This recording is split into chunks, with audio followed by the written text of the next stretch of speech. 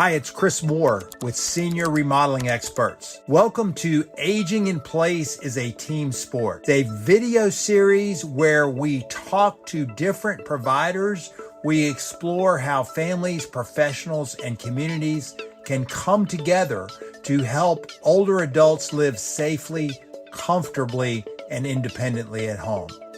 I'm here to guide you, connect you with the right resources, and help make the rest of your life the best of your life. Welcome back to Aging in Place is a Team Sport. I am delighted to have with me today Brian Jacks, who is a dear friend and is the Associate State Director of AARP. He and I have had a number of conversations about aging and aging in place and how we might be of service to our older population in ways that makes their life fuller and more productive.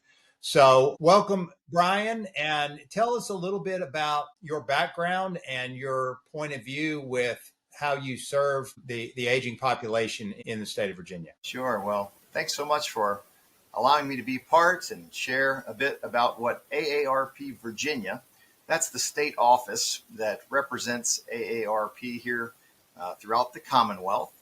I've been with AARP Virginia for almost a quarter of a century, coming up on 25 years of being with the association. And many of you may know that AARP is one of the largest nonprofits in the United States, dedicated to empowering Americans 50 and older to choose how they live as they age. So certainly that's what we're going to be talking about today. My background is in project management, and I have the delight to work with AARP volunteers as well as community organizations, area agencies on aging, and different groups to be both a wise friend and a fierce defender. That's one of our slogans or statements, that we're attempting to help individuals age with dignity. And to do that involves getting information out. Also, at times it involves service. And so AARP utilizes its membership in volunteer aspects to share on different topics, including aging in place. Great. Well, thank you, Brian. One of the things that I've been giving a lot of thought to lately is how our perception of what aging means affects our ability to age well and to remain in good health and positive throughout our lifespan. What kinds of things is AARP doing or advocating for to improve the general impression of aging people in our society? Yes. Well, AARP would agree with you on the point that you've made, that if individuals go into older age, the process of aging, without seeing it as a negative thing, but instead having the mentality of, hey, this is something that occurs naturally to all of us, that we should embrace the positive aspects of aging. I'm trying to think of one of the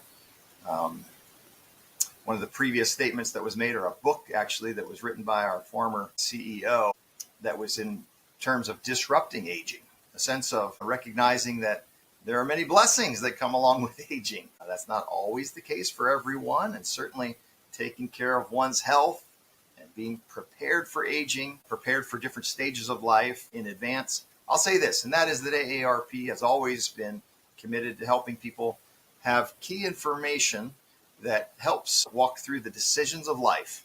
And when I think about caregiving, for instance, one of our primary tools, a workshop that we do, and a resource book that individuals can get free of charge is entitled Prepare to Care. And it's focused on the idea of being a caregiver, recognizing the helps that are out there, also helping individuals devise a plan in advance of needing to step into that role. Again, a lot of people, as they get older, step into the role of caregivers, and recognition that we all need others to come around and assist us at times, especially if we're caring for older loved ones. Those plans could include calling in friends, family members, individuals from a congregation, perhaps, where the person receiving care used to attend, neighbors. AARP's magazine, which is one of the most widely circulated in the United States, is consistently walking through different issues of aging and helping people to manage the tasks and be prepared.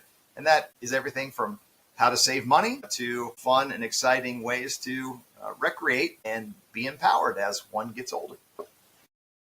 Excellent. One of the other things that I'm pondering on and studying on is how the benefits of different generations interacting and how it empowers both older people and younger people when they spend time together and learn from each other. And it used to be much more common that we lived in what I call the Walton's model, where there are multi-generations in the same household and children grew up knowing their grandparents and having the benefit of their wisdom and experience. And then the older people had the benefit of the young people's enthusiasm and energy. And I think that's a very important model that we have increasingly gotten away from. We see the seniors often living in age segregated communities and young families living over in this subdivision and older people living over here, and often young people grow up without a significant relationship with an older person. And so when they see negative stereotypes of old people in media, whether it be traditional or social media, there's nothing in their own life experience to combat that or to give them another alternative. And so I've been thinking in terms of what kinds of things can we do to foster more interaction between the generations. Any thoughts on that? Yeah, I love that question. It's something that's near and dear to my heart, in part because of my personal experience growing up. And if you'll let me just go back in time a few decades, several decades actually, part of what brought me to my current role was the fact that I grew up at one point living on the family farm, my father's parents' farm, in a farmhouse with my siblings, my parents, their parents, being my grandparents, and my great-grandparents, who at the time were struggling with Alzheimer's. And my grandparents were the primary caregivers for grandma's mom and dad. So at that stage, I, as a youth, impressionable in about second, third grade time frame, had regular interaction growing up and living alongside my grandparents and great-grandparents. And those were very impactful moments in my early development and understanding of aging. Certainly, I saw my grandparents caring for the great-grandparents who had high needs in reference to activities of daily living. But one of the things that I had the responsibility for often, most mornings, was to be the young person who fed my great-grandmother, Elba, oatmeal each morning for breakfast. All right? And so again, that sense of, hey, we each have a responsibility. We can each care for one another. We gain wisdom and insight from those who are older than us. I get a chance to work alongside my grandparents. Some of my most favorite memories were during that time frame, and then later on living at the farm over the summer times, working with my grandfather, learning how to drive tractors and move hay around and work with animals and gain life experiences, fixing things and working through problem solving with my grandfather. He and I together, hand in hand, making things happen and taking care of business on the farm. So you are right that the more that we can work intergenerationally and bring generations together, I do think has a high benefit. I'll mention that in my current role at AARP, one of the things that we have successfully undertaken involves pickleball. Now, pickleball is quite a bit different from farming, right? But what we've seen is that as older individuals, maybe former tennis players who don't quite want to burn it around the court as fast and as rugged as tennis, have taken up this new sport. It's lower impact, but still very thrilling and engaging, helping people stay healthy and active as they get older. And it can be done across the ages. It's not too difficult for a 9-year-old to learn how to play the sport. And at the same time, we have 79-year-olds that have come out to some of our pickleball events. We call them pickleball socials, not tournaments, but have highly engaging play, involve people at all of the different age spans playing together. And that's one way to make sure that younger people have the opportunity to engage and be active with people of all generations. That's quite a bit different from, youth soccer, which I also coach right now, where everybody's in a very distinct, couple of grades together, playing competitively against one another. But anytime that we can expand those boundaries, and as you said, get people engaged in life together, I do think is very, very helpful. I want to say one last thing, and that is that I believe that volunteer service is another way that we can bring together individuals, young and old. Oftentimes, the older folks might have a little bit more experience and skill in tackling some type of challenge, or when this could be whether we're talking about gardening or building a ramp onto someone's home or helping with a food pantry or food kitchen. But oftentimes, having some younger people there that what I say oftentimes, if I bring my kids to a food collection, my kids are going to be the ones that climb in the back of somebody's Suburban and are pushing out these heavy boxes of tomato soup cans, because I can tell you right now that my mom and other older individuals don't want to be the one climbing up into that contained space and pushing out big boxes. They appreciate when you have a halfway responsible 11-year-old that says, I'll jump in there and get the job done. So, we all, as you pointed out, bring something a little different to the table. We can all take the responsibility and the talents and the time that we have. Again, oftentimes, older individuals may have a little bit more freedom in time, especially if they're retired or not working.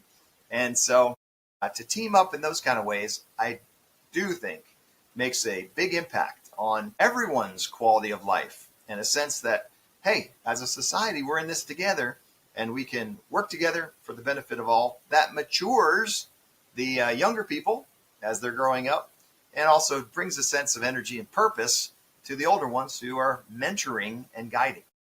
Right. Yeah, I love the volunteering angle. I've been on a number of projects with God's Pit Crew, and typically we have a very wide range of ages on those builds. And it's a great it's an environment. There's something about volunteering that just warms your soul in a way that so often we're caught up in the day to day of making a living and how do we make ends meet and how do we take care of our families, and then when we have the opportunity to help out somebody who may be in a situation where they're don't have the resources that we have, and it's very, very heartwarming and encouraging. So are there any initiatives? I guess the question, how do I phrase this? What is the balance between, because I know that you all advocate for legislative relief in certain areas, and sometimes the idea that we're waiting for the government to fix problems versus we're going to have a grassroots movement in our community to deal with things that we see locally that are problems. What is the philosophy of your organization with regards to that balance? And you personally, what is the primary approach you take when you look around in the community, in the state, and you see issues that need resolving or concerns that you might have in terms of what's the primary approach to problem solving? So just to be very, very clear, I'm not the director of advocacy. My role is community outreach. So that would be to the second part of your question, which is how do we go about addressing a need when we see one in the community? You're mentioning, locally. And I will say that one of the most fun things that is coming up, well, let me start with what we've done. Just one thing that AARP Virginia has focused on earlier in the year. This was in April. We recognize that scams and fraud are something that are regularly attacking seniors in Virginia. All right. And I hate to even use the word seniors because honestly, we're talking about people of all ages. But as AARP Virginia wants to target those over 50 to bring resources and help, we've teamed up with the Attorney General's Office, the Department of Justice, local area agencies on aging, to try to help individuals recognize some of the key threats. When it comes to getting your identity stolen or giving out information over the phone that you shouldn't be relaying.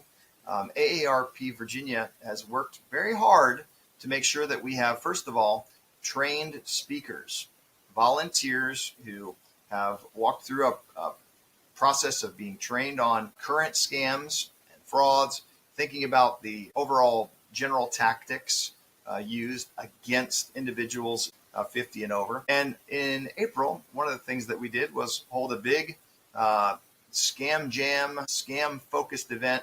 It was actually at a bowling alley in Roanoke, which again, part of our goal is to bring people out in a way that involves recreation, physical activity, a social connection. And then we had a free shred truck out in the parking lot to take care of shredding people's sensitive documents, recognizing that if you're just putting stuff in the trash that maybe are health records or tax statements or key information from the DMV, that is a risk. And that properly disposed of shredded documents reduces that risk in one way. We also talked about the grandparent scam, where individuals receive calls supposedly from a loved one, a grandchild, for instance, in trouble, requesting money and help without telling my parents. Don't tell my parents, Grandma. I'm calling. I need you to send me some Amazon gift cards or iTunes gift cards or wire me money or buy Bitcoin. And again, knowledge is power. So back to the original questions you posed, AARP believes that one of our main ways to help protect our members and really the public in general is through information. I want to make sure that anyone who's hearing this recognizes that if there is a community group, a neighborhood organization, or a club that you belong to, like Rotary or the Lions Club, that would like to have an AARP trained speaker come out and give a 30-minute workshop on how to prevent fraud and scams. That's something that AARP provides free of charge to local organizations to help protect and care for anyone that's a part of that. And hopefully the message spreads. I will say that AARP's Fraud Watch Network is an online resource that anyone can take a look at, can download information, can listen to podcasts, very different from this one, but a podcast that shares real life stories of individuals who have gone through scams and have come out on the other side, some with tragic results, others with justice being served, but walking through things such as, pet scams, romance scams, identity theft, the, you've missed jury duty scam that gets everybody really worked up, or hey, I guess I've missed paying some tolls. I'm going to be thrown in jail if I don't pay this now, and through all types of different unusual and weird payment methods, which is one of the red flags that you might be getting involved in a scam and need to stop everything and call the authorities right away. So I want to let you know that that's one of the things that we worked on and we continuously are working on throughout the year. I am letting you know this is kind of the first announcement for an event that we're holding in November. It's a caregivers retreat of sorts. We are looking forward to bringing individuals in the greater Roanoke area together. The event will be held on November 13th at the Roanoke South County Library, and it is focused on the power of purpose. We'll be showing a film entitled The Hidden Power of Purpose. We'll also be talking about technology aids, technology hacks, if you will, that caregivers can use to assist them in caregiving for loved ones. We'll be sharing and showcasing some of the resources that caregivers can utilize in the Roanoke area. I'll mention this too, and that is that AARP Virginia realizes we don't have all the resources, but we want to make sure that individuals understand how the local area agencies on aging make a difference in the communities. Chris, I know that you've worked with several of those organizations, but just to be clear with anyone that's listening in, AARP Virginia has worked hand in hand with the Central Virginia Alliance for Community Living, CVACL. That's out of Lynchburg and covers the surrounding counties. We work very closely with the local Office on Aging in Roanoke, which covers Craig County and Botetourt County and others in this area where you and I live. We also have worked very closely with the New River Valley AAA and are thankful for the work that's being done day in and day out. That includes transportation, housekeeping in some ways, needs assessments, assisting individuals who are attempting to remain in their communities, remain in their homes, to live with dignity. You mentioned self-determination earlier, a sense of making my own choices for myself, the best choices that I know will meet my needs as I get older.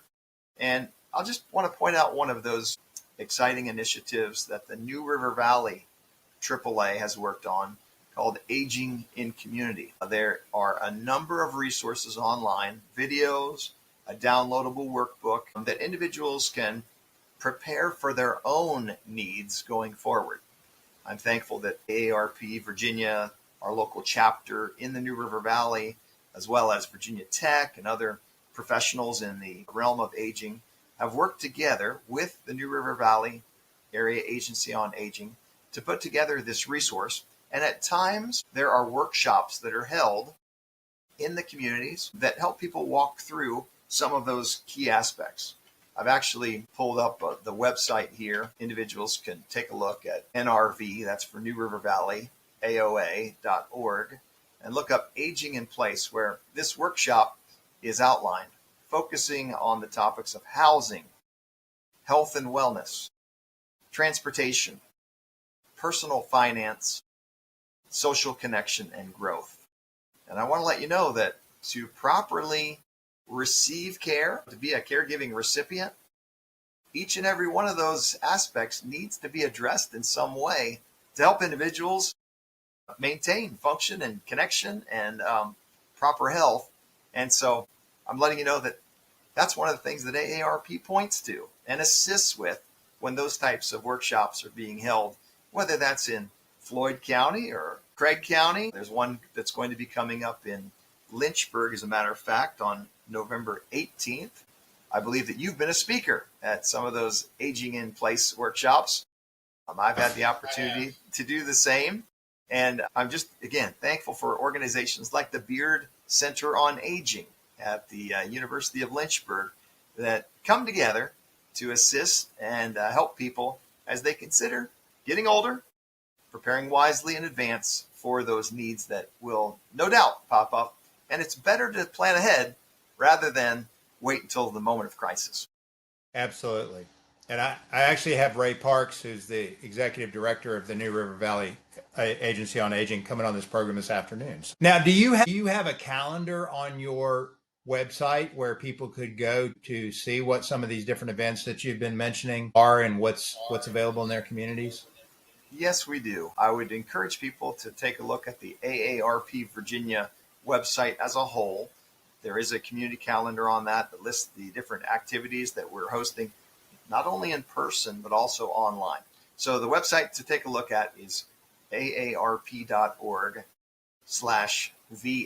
for Virginia. And you'll see there that there are just as many, possibly more, events that are now offered through webinar and online. We find that that's a helpful practice, especially for those who may not wish to drive any longer or have trouble with transportation. Again, I think that there is a real sense of togetherness and social engagement when coming out for activities, whether it's a senior expo taking place in Franklin County this month, whether it's a movies for grown-ups, which AARP offers free of charge at different months to get people to turn out, often held at the Grandin Theater downtown, whether it is a Lifelong Learning Institute engagement. And I'll let you know that AARP Virginia is proud to be one of the founding organizations that helped kick that off at Virginia Tech more than a decade ago. I'm happy to hear that you're presenting one of the classes there,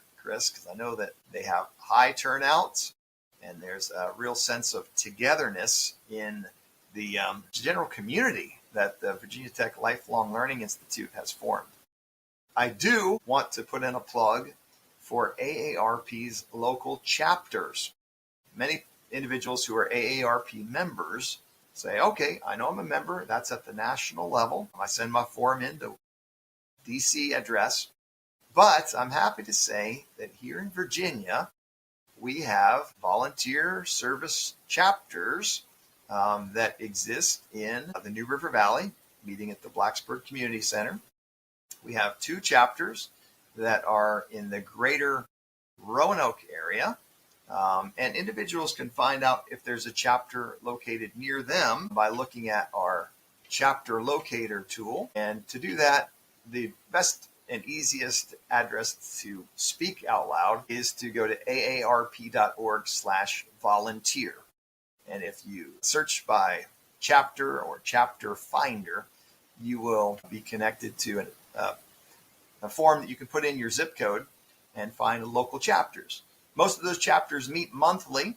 It's a gathering of AARP members coming together for education, service, and advocacy, kind of the 3 main pillars of what we're doing at AARP. And oftentimes, back to the volunteer piece, those are where you can learn of opportunities to serve, whether it's a food drive or a writing notes to individuals living in assisted living centers or nursing homes. Oftentimes projects are around veterans themed activities, helping to honor those who have served in the military. And one of the most recent ones that I heard of was a gardening volunteer project where chapter members went to the Roanoke Rescue Mission and helped beautify the entrance. So just want to let you know that if those who are listening say, hey, I didn't realize I've been a member, I've gotten a lot of discounts over the years, but didn't realize there are local service organizations, meetups, which AARP calls chapters, that there are several of those in this area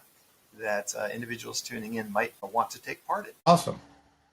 Well, I was thinking when you were talking about scams that I think one of the things that makes people particularly vulnerable to scams is social isolation. If they, are not engaged with others, they live alone and they really don't have any family or friends to kind of talk to, kind of bounce ideas off, does this seem legitimate to you, kind of thing. So I think that the more that people get out in community and get involved in some of these activities and educate themselves and have some contacts to have those conversations with, to just bounce that off of and say, does this sound right to you? You're 100% right. Oh, absolutely. Yeah, we recognize, let me say that the AARP has what we term the 8 domains of livability. Now, as I mentioned this list, you're going to say, why is Brian bringing this up? But one of them is really key to what you've just said. When we think about livable communities, places where people can safely and in a healthy way age in place, we list outdoor spaces and buildings, transportation, housing, social participation, respect and social inclusion, work and civic engagement, communication and information, and community and health services. I want to draw the attention to what you just said, and that's social participation. Now, that doesn't necessarily mean that you're on a softball team playing every Thursday night. But social participation means that you're engaged with others, that there's a sense of, hey, we're working together. I'm sharing what's going on in my life with you, hearing from you what's going on in your life.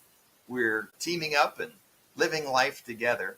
And we find that that is a super important piece to remaining active, healthy, to fighting off loneliness. It even is shown to make a difference in chronic disease rates in individuals and overall health. Recognizing that, yes, when somebody is lonely and isolated and they receive a phone call from somebody who sounds really helpful and friendly, it's a lot harder to just do the right thing, which is to end that conversation when, you maybe haven't talked to someone in a couple of days and this person seems to be asking questions and caring for once. 100%, we want to be doing our part in making sure that individuals are connected socially. I'll say this, you may not be aware that AARP hosts an annual community challenge grant process that nonprofits and communities, actual cities, communities can apply for, with the goal of helping raise these 8 domains of livability, and social participation being one of those. The AARP Community Challenge Grant Program receives a lot of applications for things like crosswalks, neighborhood parks, walking trails, and yes, back to pickleball courts, where people say, hey, we would like our community to have some features that bring individuals together, that increase social participation. Some of them deal with other aspects like making sure that, safety, transportation, even housing. Here in Roanoke, just a while back, the city was given a grant to help a kind of a pilot project or a design project, that's the way they termed it, dealing with accessible dwelling units. And so architects were able to submit drawings that they felt like would be both visually appealing and very livable. Home fit is what AARP calls that we're helping individuals have a home that's fit for them as they grow older. And AARP puts out that application for grant applications or nominations at the beginning of the year. The grants are selected and awarded in the mid-year and then are to be completed by the end of this year. Right now, for instance, Friends of Ferrum Park, a little bit south of here, is doing some trail improvements, improving the park with the idea of making it a safe and healthy place for, again, people of all ages to come together. And they're having a grand opening on Friday night. Awesome. So it sounds like there's all kinds of opportunities for people to get involved in the community. What would you say the percentage of older people are that are aware that many of these things exist? And if that number is low, what can be done to increase awareness of access to some of these resources? So, great question. I can't spout off a specific data point of how many people are aware of all the different aspects. I would guess that individuals who are watching the news, are engaged online, are, again, connected to faith communities and are part of different networks in person, whether that's a book club or they're, on the Friends of the Library board, or they are regularly engaging with their families. They probably have some knowledge of some aspects of these. But we can never know too much. We want to make sure that we're being consistent lifelong learners, as we've just mentioned a little bit, and point out some of the ways that individuals can grow in their understanding. I would really encourage folks to begin by reaching out to their local area agency on aging. And I feel that the percentage of individuals 50 and over who are aware of their local area agency on aging is probably quite low. Oftentimes, I think people reach out, find out about that when they're in the hospital, or, when someone's fallen down the stairs and they need help. And so I want to just right now kind of give a push or encouragement to folks to look up and see where is the local area agency on aging, which has been tasked with helping care for and resource and bring information to different districts of the state. So we mentioned a few of those: the New River Valley Area Agency on Aging, the Local Office on Aging, CVACL in Lynchburg, maybe the Southern Area Agency on Aging that reaches out from Martinsville, Danville area. So that's a starting point. A second thing, I certainly would encourage folks to go on to AARP's state website, which is aarp.org/VA, where you can find out about the activities that AARP is hosting and holding, both in person and virtually. We mentioned a few of the different topics that AARP cares about: caregiving, fraud. Certainly, we're working in the area of livability to help people get older. Also, again, some of the activities that we focus on in health and fitness. There's even some online yoga classes and ways to get moving in the comfort of your own house, but being led by instructors with some different types of fitness programs. This month, AARP is working hard to help end senior hunger as Hunger Action Month is underway. If you want to get involved in a food collection or in some way help individuals that are food insecure, we would welcome your joining forces with us. Volunteering, as I mentioned earlier, becoming a part of one of our local chapters where you can hear monthly, not just from AARP, but also outside presenters and speakers that are brought into these chapter meetings.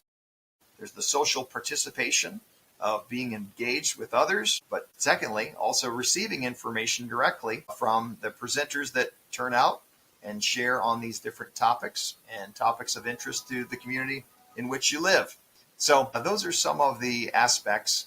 Again, I can also mention that AARP's magazine has a lot of helpful insight on all these different types of issues. AARP members have access to that as well, or you can go to your local library and check it out. Great. So you had mentioned early on that you have been involved with AARP for 25 years, and certainly the percentage of older people in our population has grown significantly during that time. Would you say that the way that we are caring for our older population and the resources that are available to them is keeping pace with the increased numbers of the older population? Yeah, so let me hit a couple data points that I've pulled up from AARP's livability webpage. Individuals can check that out at aarp.org/livable. Two of the big ones here. By 2030, 1 out of every 5 people in the U.S. will be age 65 or older. And then the second, by 2034, the number of adults older than 65 will be greater than the number of children under 18. So, to directly align with what you've just said, yes, the United States population is aging, certainly, rapidly. That's the case in the city of Roanoke, for instance. And we're seeing that communities that are willing to tackle that challenge and to embrace those opportunities oftentimes are looking to AARP's age-friendly network.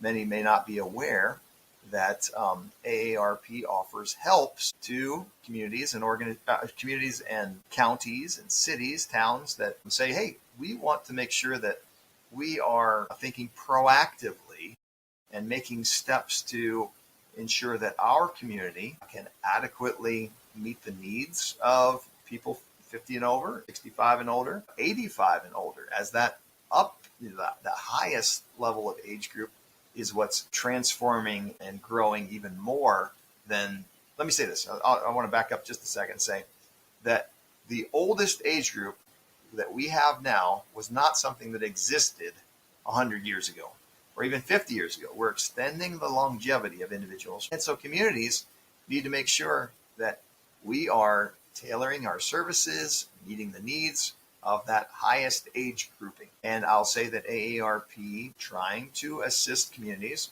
has created the age-friendly network that communities can apply to become a part of that, to receive some specialized, tailored helps, while at the same time, much of the resources that AARP offers can be found online and communities can take a look at.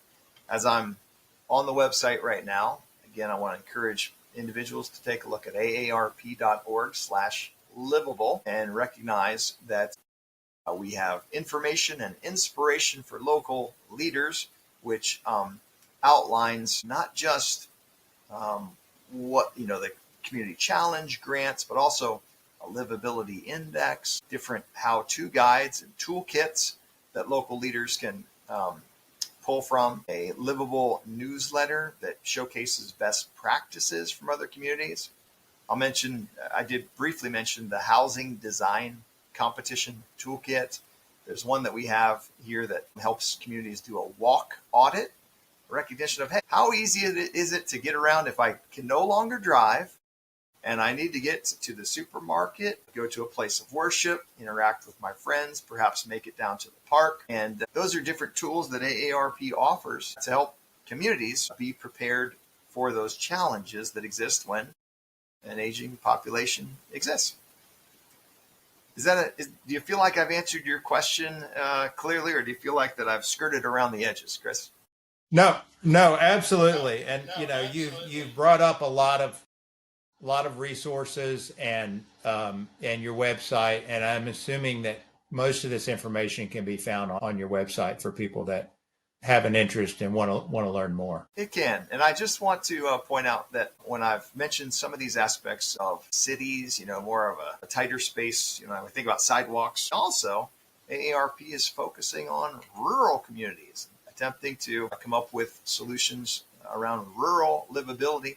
I see here on the website that one of the toolkits under community solutions specifically points out how small towns and remote communities are working to become more livable for older adults and people of all ages. And I can't stress it enough how oftentimes when we make improvements for individuals who are of older ages, that also is a huge help for moms pushing strollers and for younger people and middle-aged individuals who would really appreciate having a handrail going up the stairs. And so, when we make improvements that are impactful for people of older ages, it oftentimes has a direct benefit for individuals of younger ages. And certainly as we began the program talking about how the more that we can connect the fullness of the generations, it impacts and benefits every member of every age. And I don't want to be known as the pickleball guy and just exclusively focus on that. But I just want to say that anything that we're doing to improve a park and to get people to turn out and come together, it is not only a health benefit, but as was mentioned when we talked about scams and fraud, it's a financial protection against predators. It's a sense of togetherness, and that sense of community spurs on other activities where they say, hey, we were able to play at the park together today. What if we were to read a book together and discuss it tomorrow? Or would you be interested in coming over for a backyard picnic? Because not everything needs to be a huge, big program. It's a sense of care, relationships, service to one another. And so I'm thankful that that's in your heart and your sense of values, and want to let you know that that's something that drives me every day as I lead volunteer teams in Danville and Blacksburg and Lynchburg and the greater Roanoke area. We have individuals that are coming together and saying, hey, I know that there are needs out there. I know that I have time and some talent.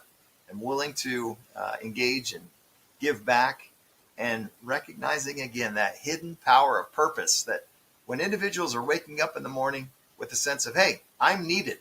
There's something I can do that makes a difference today. That the more that we can engage together, purposefully making a difference in our communities, that prolongs our life, gives us a sense of, hey, I'm not afraid to get older. These are opportunities and days that I can use. And I'm just thankful to have that opportunity. And I'm glad to be working alongside community organizations and individuals that, again, like you, Chris, like others that we work with on a week in, week out basis, whether we're at the senior fair or the health expo or we're at the Lifelong Learning Institute. There's a sense of making a difference day in and day out and incorporating others in that process.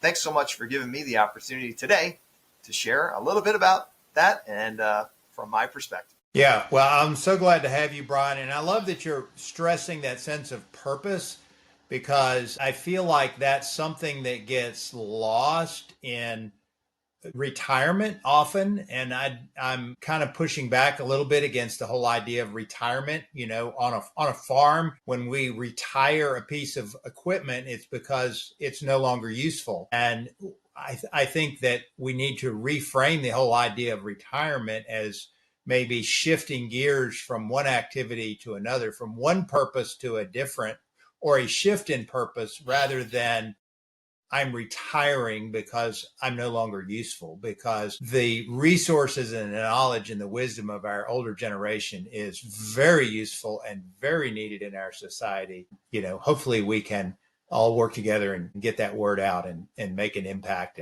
and change the world around us. So